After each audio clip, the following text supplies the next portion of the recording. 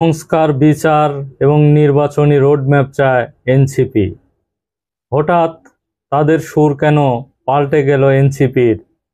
চলুন আমরা সম্পূর্ণ ভিডিওটি দেখে আসি।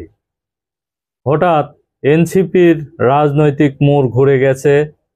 তারা হঠাৎ এই বর্তমান ডক্টর ইউনূস সরকারের কাছে দাবি করছে যে জুলাই সনদ সংস্কার, বিগত ফ্যাসিবাদ সরকার এবং সংশ্লিষ্ট বিচার এবং নির্বাচনে যে একটা রোডম্যাপ, এই রোডম্যাপ চাচ্ছে তারা।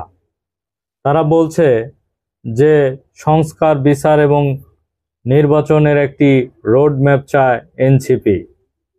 তাহলে এতদিন তারা যে বলছিল যে না, আমরা একটি বিচার আগে চাই, যারা এই ফ্যাসিবাদ বা জুলাই অভ্যুত্থানে হত্যা করেছে বিভিন্ন ছাত্রদের, তাদের আগে বিচার হতে হবে, তারপর নির্বাচন। কিন্তু তাদের হঠাৎ করে সুর বদলে গেল এবং তারা বলছে যে আমরা এখন সংস্কার, বিচার এবং নির্বাচনী একটি রোডম্যাপ চাই।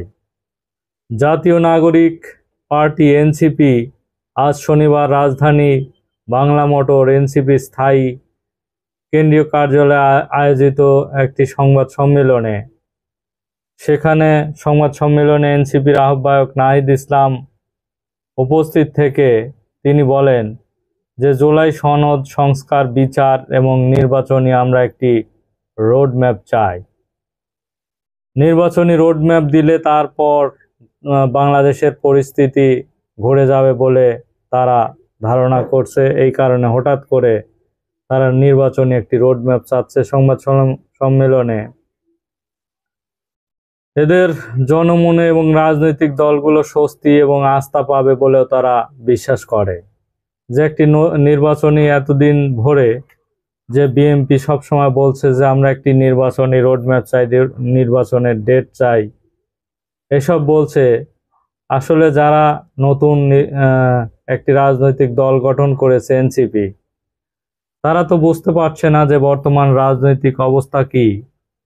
এই কারণে তারা আসলে বিএনপিকে হয়তো ভুল বুঝেছিল যে বিএনপি শুধু নির্বাচন করে, কিন্তু আগে বিচার হতে হবে, তারপর নির্বাচন চায় তারা। কিন্তু হঠাৎ করে তাদের গতকালকের একটি কিন্তু রাজনৈতিকভাবে তাদের মোড় ঘুরে গেছে। তারা কিন্তু এখন বলছে না যে আমরা নির্বাচন চাই না, কিন্তু তারা বলছে আমরা নির্বাচনে এখন একটা রোডম্যাপ চাই। তবে জাতীয় নির্বাচনের আগে স্থানীয় নির্বাচন তারা চাচ্ছে।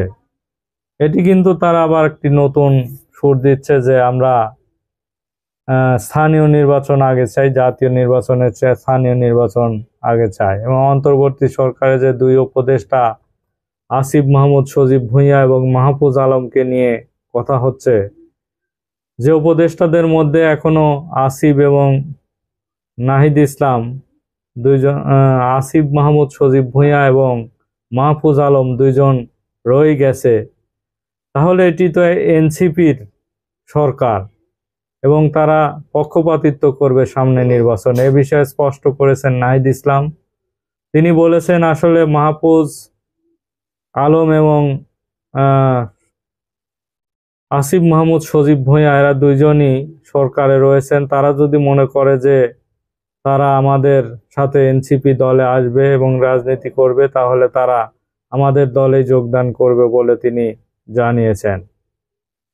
এই দুই ছাত্র উপদেষ্টা এবং গণ অভ্যুত্থানের পরিপ্রেক্ষিতে গণ অভ্যুত্থানের প্রতিনিধি হিসেবে সেই সময় সরকারে গিয়েছিলেন। তারা যদি রাজনীতি করতে চায়, নির্বাচন করতে চায়, তাহলে সরকার থেকে সেটা পারবে না। তখন সরকার থেকে বের হয়ে তাদের সিদ্ধান্ত নিতে হবে বলেও জানিয়েছেন নাহিদ ইসলাম। 5 আগস্ট সরকার পতনের পর যে সেনানিবাসে আশ্রয় নেয়া 626 জনের একটি তালিকা 22 মে প্রকাশ করা হয়েছে।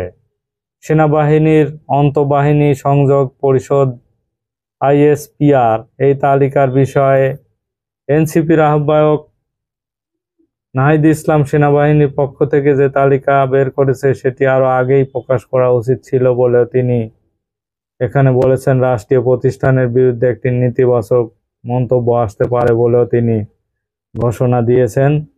এছাড়া রাজনীতির সঙ্গে সামরিক বাহিনীর সম্পর্কের ঘটনা এর আগে ঘটেছে, আর এই 111-এর মতো ঘটনা আমরা দেখেছি।